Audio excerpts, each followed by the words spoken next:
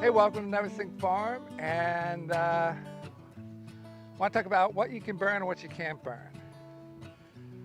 Okay, you can't burn big stuff, and you burn just germinating stuff. Well, what does that mean?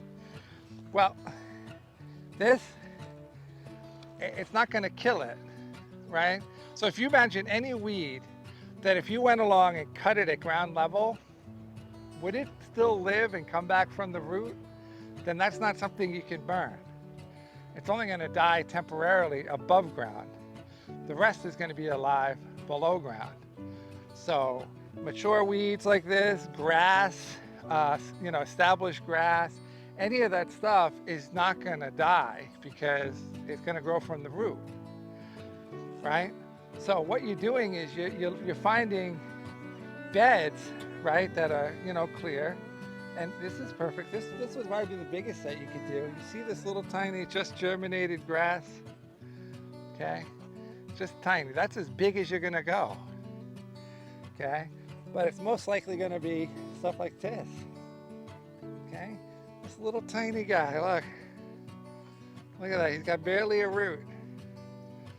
Okay, it's all about timing, doing it at the right time.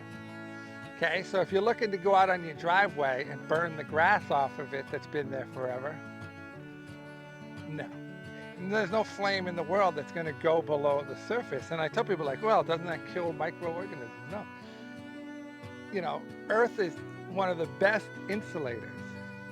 A millimeter below the surface, the flame isn't going to be heating.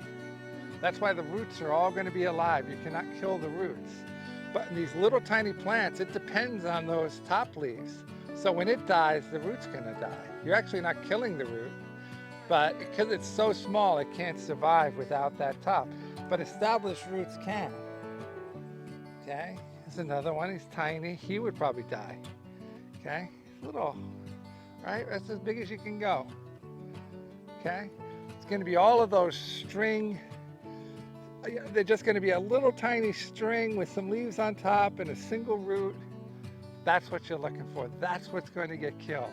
Anything bigger, what ends up happening is you start increasing the flame, increasing the flame, increasing the flame until you don't see anything left on the soil surface. But they're all going to come back. And it doesn't matter how hot your flame weeder is because it can't kill the roots. You're going to destroy the flame weeder, you're going to be wasting a lot of propane, you're going to be wasting a lot of time. It's just not going to work, right? It's about just germinated weed seeds on a bed, okay? And I like to do it, once a week I'll go to every empty bed, and that's you're just staying ahead of everything. This makes life really easy.